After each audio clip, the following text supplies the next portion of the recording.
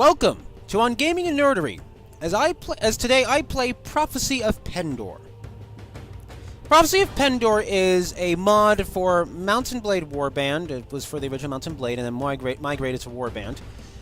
It's a total conversion mod that I would describe as low fantasy. It's a fantasy mod, but it's not, it does not fill with wizards and magic and so forth. But it has fantastical elements like elves and demons. So we'll be seeing some of that. Realistically, I actually wanted to put off playing Prophecy of Pendor for a bit longer. But since I'm ending Blood and Steel, actually the very day I'm actually recording this, I really felt like I should probably just move on to it. Now, Prophecy of Pendor here is going to be a mod that I'm going to give a real proper playthrough. Because a problem I find generally with Mount Blade Warband is that when you play the single player, you do start to get bored after a while. Once you reach a certain point, you start to realize that there's no way you can lose, and you just lose interest in the game. The farthest I ever got was playing a native expansion mod, which, and I got about as far as making a kingdom that spanned about a third of Calradia before I finally got bored with it and just stopped playing. With Prophecy of Pendor, however, there's a lot of depth to the world and a lot more, and a sort of actual objective to it. It's not like a strict storyline, but there's an actual objective behind it. So we'll get to enjoy that. It's a Mount Blade experience. So, welcome, adventurer, to Mount Blade Warband: Prophecy of Pendor. Before beginning the game, you must create your character. While in a traditional medieval society, war and politics are usually dominated by male members of the nobility, this is emphatically not the case in Pendor. Men and women are equals in battle at conquest, and either gender may become king or queen. That does not mean... Wait, either gender may become king or queen? Anyway, that does not mean, however, that you should not choose to play a character who is not of noble birth. Nobles may have a somewhat easier start, but commoners can attain all of the same goals, and in fact may have a much more interesting, if more challenging, early game. Personally, I'm going to try and play this based off of a character I made for the forum role-playing game Prophecy of Pendor Aftermath. It was a forum-based RPG, as I said, started by one of the developers, Michimat. And I made a character in that, a character named Elisha, obviously. So I'm gonna have a few ground rules for my character. Namely that what she's going to be essentially is a horse archer. Essentially easy mode. Whore? What? Why did I say whore? Easy mode! Okay, let's try this again, perfectly without me stumbling all over my words. This is essentially easy mode, but not really. Essentially what I'm going to do is I'm going to play a horse archer, and I'm going to use one-handed weapons, but no shields. That's essentially the basics of... Elisha. Additionally, she's also going to have to join a knighthood order called the Clarion Call. Because that was the order she was part of in this role-playing game. Anyway. And, those are the basic rules of how I'm going to play Elisha. I'm not going to break them.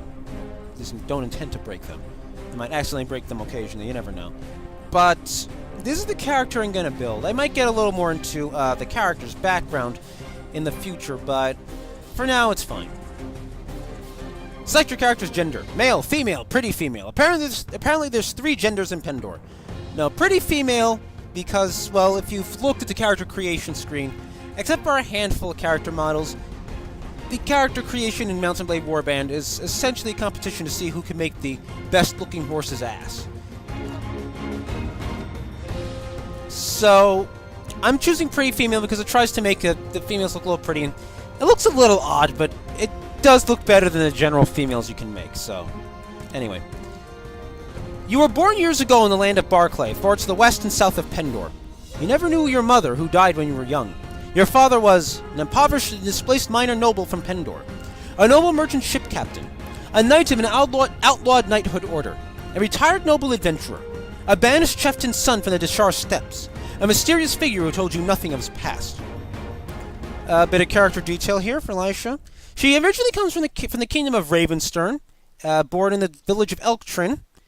Her father was actually just essentially a regular militia captain who was killed in a barbarian raid, and she was raised after that point by her uncle, a former knight and a landed knight of Ravenstern, and thus minor nobility. I don't think that a knight of an outlawed knighthood order and an impoverished and displaced minor noble from Pendor really fit it quite well. A retired noble adventurer seems to be like the closest fit to her uncle. So we're going to choose that to begin with, because I'm also choosing background details that will give her the best starting stats for, the intended build for her. So, you were the daughter of a man who in his youth had traveled with a band of adventurers. On many a night you listened raptly to your father's tales of bravery, adventure, and sacrifice. He worked as a sheriff and warden in the outlying towns of eastern Barclay. He was often gone, tracking down and capturing the poachers, outlaws, and bandits who plagued the forest where you grew up. He taught you how to survive in the wilds to fight, and how to spot and avoid danger. In your youth, you had very little idle time as your father arranged for you to serve a minor Barclay noble, sent you to become an apprentice to a local gilded craftsman, put you in the care of a successful merchant, left you to fend for yourself, sent you out on your own to hunt in the wilds. We're going to sent you out on your own to hunt for the wilds, because it will give me archery skill. And it's not exactly inaccurate. She's skilled with a bow. As a very young girl, before you were out of childhood, you rode the great steps on a horse of your own, learning the paths through the grass in the desert. Though you sometimes went hungry, you became a skillful hunter and pathfinder in this trackless country. Your body grew lean and muscular as you mastered the nomad's way of life. I can't remember. Is this actually the one I want to choose? Hold on.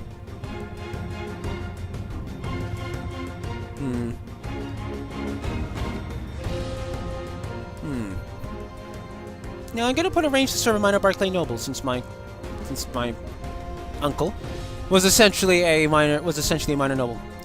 As a girl growing out of childhood, you were sent to live in the court of one of the many minor outlying baronies of Barclay. There, your first lessons were in humility, as you waited upon the lords and ladies of the household. From their chess games, their gossip, and their poems of great deeds and courtly love, you quickly began to learn of the conflicts of adult life and competition. You learned even more from the rough games of other children who fought with sticks in imitation of their elders' sword battles. Then, after what seemed an eternity, your life changed. You were given the opportunity to become a lady-in-waiting, a bard, a scholar at a Barclay University, a self-employed merchant, an engineer and a builder, a tracker and a hunter. We'll choose a tracker and a hunter for the bow skill. Though the distinction felt sudden to you, somewhere along the way you had become a woman, and the whole world seemed to change around you. Dissatisfied with the common man's desperate scrabble for coin, you took to the forest and wilderness and decided to help yourself to its bounty. You hunted stags, boars, and geese and sold the precious meat on the sly. You cut down trees right under the forest watchmen's noses and turned them into firewood. That warmed a many a freezing home during winter. Your enterprise yielded more than a few silvers, of course. But as fates would have it, everything in your world changed suddenly. You had no choice but to leave the land of Barclay and strike out for Pendor because of personal revenge, the loss of a loved one, wanderlust, being forced out of your home, the lure of gold, the bright prospects of opportunity, and the thrill of adventure. It's worth noting, incidentally, that I think I'm going to choose personal revenge here, even though it's not quite the right thing here. But Elisha holds a very deep-seated grudge against the Mist Mountain Barbarians, and to a lesser extent the Yatu. So, personal revenge is probably the most accurate here. Only you know what caused you to give up your old life and become an adventurer. Still, your choice to leave was not difficult, with rage burning so brightly in your heart. You want vengeance. You want justice. You know that what was done to you cannot be undone, but you demand repayment for those wrongs in blood. The die has been cast. You have set sail for Pendor. Thank you, champion, for heeding my call and returning to Pendor. More than ever, we desperately need your aid.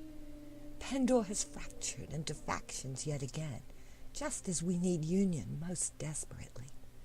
New enemies have invaded us, and old ones have returned in force. We are poised to seek out the evil goddess Azedahaka and destroy her once and for all.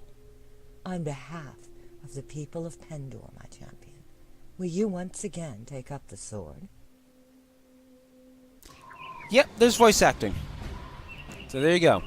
Time to choose a banner. So you can see there's lots of new banners in Prophecy of Pendor. So that's always nice. I believe this will be an appropriate banner. So, allow me to quit without saving. This playthrough will not be a, quote, hard mode playthrough. I do intend on, I don't intend on sticking to any particular cultural troops or anything. I just intend on enjoying the game and actually beating it for once, because I've never beaten Prophecy of Pendor before, so I look forward to doing that.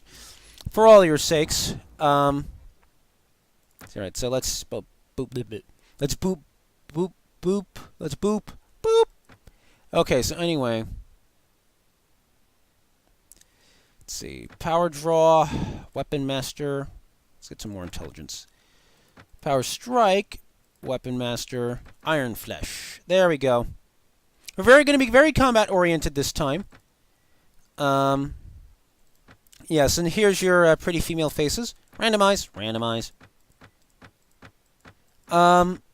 I admit they are a little questionable at times, but at the same time, I don't know. I still think it's better than what you usually get out of Mount Blade Warband. So, there. Come on, slider. Okay, there we go. Slider.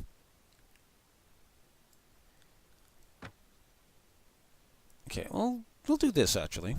Forehead. Hey, stop. In or out? In. Okay, there we go. Let's do that. Hair. There is one new hairstyle added with the pretty female faces. It is this one, and I shall choose it because it's different. And now we shall choose age. No, it just turns your hair gray. And hair color. I think a dark brown should do. My hair is very shiny. It's glistening in the sunlight. Done. By the grace of the divine, you arrive in Pendor, a land plagued by constant strife for over 150 years. You have accepted a daunting challenge to stave off the influence of evil, reunite the warring factions of the Old Kingdom, and fulfill the prophecy of Pendor as foretold by the mad wanderer Madigan. These are dangerous lands where many powers, great and small, vie against one another for supremacy. Here you will find honor and nobility, but also deceit and skullduggery. There will be valorous knights and black-hearted assassins. You will leave your past behind to start a new life. Pendor is not your typical medieval country. Men and women have equal chances of success and failure in Pendor. If you succeed, you will fulfill another destiny, creating a new possibility of the infinite dimensions of reality. Your choices may create a new thread in the weave for the Oracle to choose, and offer the possibility that your actions may save us all. Drawn by the stories you hear about Pendor and its kingdoms, you join a caravan to Sarlian in the kingdom of Sarlian. Join a caravan to Ravenstern in the kingdom of Ravenstern. Join a caravan to Torba in the Deshar principalities. Take a ship to Javikshulm in the Fierdsvane. Blech. Take a ship to Janos in the Empire. Since Lisha is supposed to be Ravensternian, technically Barclayan in the game, but Ravensternian, we'll go to Ravenstern. You travel through the Ravenstern Highlands, exposed to bitter winds and snow, with a backdrop of howling wolves. Much of the land here is frozen solid for part of the year, but Ravenstern's forests are rich with fur-bearing game, and the river teems with fish. Miners wrest iron from the unyielding mountains. The riches of the land draw traders, but the traders in turn draw bandits. Mist Mountain raiders, mounted on shaggy horses, watch the passage of a caravan from a snowy ridge, but luckily don't attack. You are glad when the spires of the town of Ravenstern come into view. Exhausted by the time you find the inn in Ravenstern, you fall asleep. Okay. You fall asleep quickly. Awake before dawn and eager to explore your surroundings, you venture out onto the streets, which are still deserted in the early morn. Suddenly, the rasp of a blade sliding from its scabbard makes the hairs of your neck stand on end. You are instantly on alert for trouble. Well, Trouble, that's my middle name. Or wait. Oh gosh, he has a bow!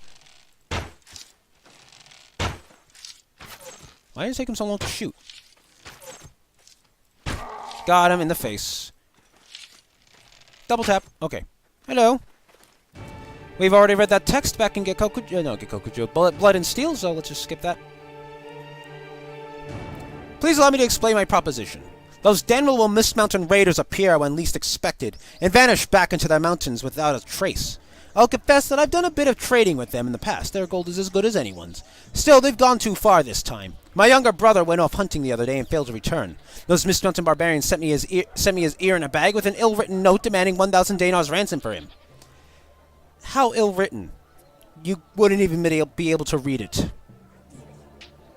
Blasphemy. They say if they will send more important parts of him next if they don't have the ransom within 2 days. He's the last of my family. My parents are dead, and I promised my father on his deathbed I'd look after the boy. He's worthless as a merchant, has as much trading sense as a hound, but I swore to my father to keep him safe, so I must rescue him. So here's my proposition. You look like you've had a bit of experience with the blade, and more importantly, you must have a bit of fire in your belly, or you wouldn't be coming to Pendor to seek your fortune. This is what I'm asking you to do. Gather a small but strong party, track down these Mist Mountain raiders to their lair, and return my brother to me in good health. In return, you'll earn my lasting gratitude and a bit of silver. What do you say? I just feel I should be using a vaguely Scottish accent when I read... Anyway. Very well, I will rescue you, brother. You won't be able to do this by yourself, though. If you tackle that warband by yourself, the hunter will become the hunted, I'll warrant. You'll first need to recruit some fighting men. There are always a few lads in the outlying villages looking for work more interesting than tilling the soil or hauling water. With a little training, they'll fight well. There are also mercenaries for hire in the taverns. They'll join you for pay. Visit the villages and taverns and use the money to hire some men. You will need at least 5 men behind you to fight the Mist Mountain raiders. The bandit leaders are a mean bunch, so having experienced men with good equipment would be best. Very good, sir. I'll collect some men from around the villages and check the tavern, too. Good. You can find me again in the tavern here in Ravenstern after you've got your group together. Then we'll speak about what we do next. Incidentally, he's very right. In Prophecy of Pendor, the difficulty's actually bumped up quite a bit. The initial quest here, you may recall, was pretty easy when we did it in Gokokujo and in Blood and Steel. Not so in this mod. In this mod, it's a lot more difficult because there's more powerful units present. So, essentially what we're going to do is we're going to skip this quest for a little while. We're gonna search around as he requested, but until we have some skilled troops and some companions, is most importantly, skipping this quest is actually a pretty good idea. I know he said 2 days before he starts any more important parts. I guess the merchant's just going to get his brother's torso and head back, pretty much, and you know, that's pretty much, he's probably going to lop off his arms and legs, you know. But I can't really be, but you know, I'm not going to risk, you know, losing just because of that little time frame. Welcome to Prophecy of Pendor. This mod is designed for the experienced player who has mastered the fundamentals of combat through native or other mods. For those of you who are ready for this experience, we hope you enjoy Prophecy of Pendor. Saxon Dragon and the Prophecy of Pendor development team. Saxon Dragon being the creative mind behind the mod. Alright. Belligerent Drunk. Sister Mora. Sellsword, Yavin the Blade. Excuse me, please accept my apologies, Mr. Belligerent Drunk, but your face looks weird. Sir, your face, what's... Like, your eyes are really big. Excuse me, please. Oh, wipe that smirk right off your face! Ow! I hit you with an axe twice, and you're still... Nope. I almost got beaten by a belligerent drunk.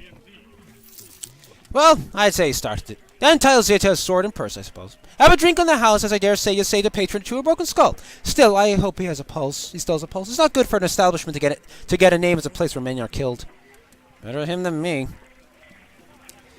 So, interesting fact, if you notice, George Steinbreaker, I think, Steinbreaker is the tavern keep, and... What? How did he get out of here? He couldn't possibly have run over... Did he leap over the bar to escape the fight and pretty much just get in the middle of it? But also, travelers like Sister Mora here, and ransom brokers like Javin the Blade here, are all, they are all, whatchamacallit, they all have names. All of them have names. If we go out into the town... There, that was bright. Townsman, hello. Townswoman, hello. If we go out into the town, however, we'll also find that all the merchants have names. Xena the cook, for some reason, is the weapons merchant. Squire Venton, he's the guild master. No one's up here, right? No point in naming the prison guards. They kind of shuffle around anyway. Over here, we got the armor merchant. So let's Halmon Six Fingers. We have Marnid. We have Mardid the Horse Merchant. As you can see, we have all sorts of we have all sorts of little details here that are pretty cool in my opinion. Let's find the item shop real quick. Where is it? Item shop. There you are. And the arena's through this door too. Door to the shop. I'm not going to go into the arena yet because I am badly hurt. And Torgon, the Yes. Torgon. I start out. Incidentally, I start off. I'm going to get my sword here. It's inferior to my axe, but again, in my rules, you know. I start out with some furs that I can sell for a little money. So let's do that. I also start with enough food to feed a small party for a week or so, for a couple of weeks. All right, thank you. I'll start checking out some of the other features involving these named characters in a bit, but right now I can't because there's a. No, let's just say it's not. Oh, I just Try that again. I just task switched. Anyway, so, all right, let's get out of town now. Let us go to Leave. Yes, let's go to Leave. Let's go to Shaystrom first. This is the nearest town to Ravenstern. Let's recruit some volunteers. No one's here. Well, y'all are a bunch of jerks. Y'all? Yeah, I kind of fused you and all into one. Hungry bandits! Hungry bandits! Nope. Not beating you until I get volunteers. 2 recruits. Yay. Well, you know what? It's better than nothing, and I don't want to go to another village because I'll lose track of them. Hungry bandits! I'm gonna break your legs. Nice and slow. Right. You don't look particularly formidable to me. So I shall charge the enemy now. With my 2 recruits. This mod has the formation system that we saw a bit of in the last days that was also broken. But wait. I believe that Gekkokujo also has the formation system now that I think about it. Now, as a horse archer, of course, I can have a little fun riding around enemies and picking them off with inaccurate bowfire, or really accurate bowfire, okay.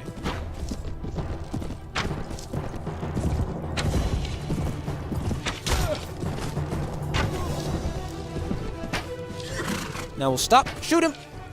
Shoot him! Shoot him! I missed. Shoot him! Got him. Trying to injure them for the sake of the militia, so that the militia can kill them instead. Get them a little experience, make them, you know, decent.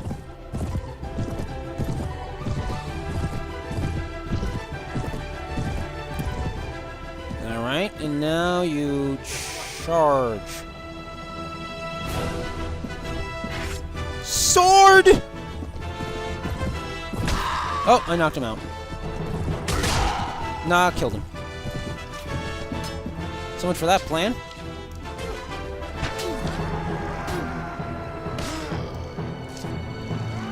Hit him! No, don't get hit, you twits. Nice work. Aha! What exactly are you doing, ma'am? Oh, just, you know, getting you the experience you need by not killing everything myself. Because I could. I'm skilled enough for it. Ah, yes, that's right. The early bandit parties come with some food. Let's grab that. Tattered, ragged outfit. Let's just grab some of the stuff. Let's not get anything below 20 because we have very little inventory space. Character. Oh, I didn't get any inventory management. That explains a lot. That explains a whole lot. Oh, outlaw band. So let us save and kill this outlaw band. You better not be a man. If I were afraid of the likes of you, I'd follow my sword in disgust. I didn't threaten you. But if you want to fight, I'd be uncool with it, you know? That's what those are the conversations I have with bandits. Everyone hold this position. And let us shoot our enemies again. You know, I always wondered where all these replacement arrows come from, especially if you, like, use up, like, all your quivers. Where do they come from? I mean, most of them have to break, right? Right? know, I mean they're hitting the ground and damn it. Got one. Ride.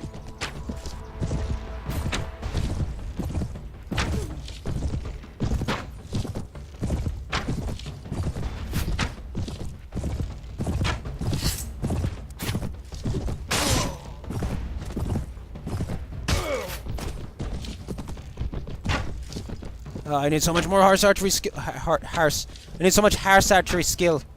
Horse archery. Alright, everyone charge. While I deal with this archer who's not shooting you because he's shooting at me. Don't worry, boys, you got this. Why am... Oh gosh, it's accuracy. Okay, that's one enemy down. Well, two, I suppose, but... You get my point. Okay, hit that one of those guys. Oh gosh, I'm so inaccurate. But I can't ride for him because he'll hit me. Oh, I think I clipped him. Okay, I clipped him again. Really? Really? The third shot didn't kill him even though he's wearing a cheap shirt?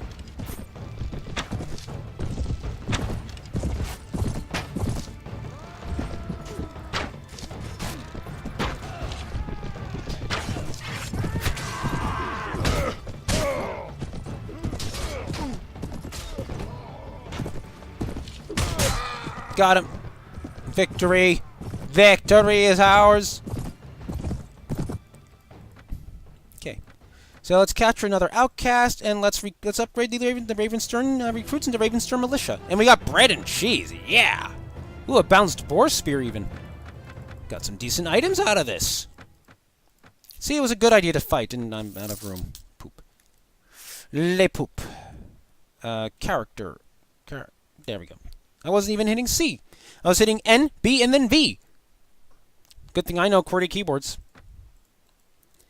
Alright, so that's a quick, easy victory.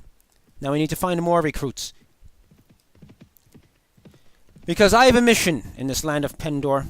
A mission which you will have to catch next episode. So thanks for watching. And I hope you'll stick around with me because... Of all the mods I've played so far, Prophecy of Pendor is by far my favorite, in my opinion, the best mod for all of Mount Blade Warband.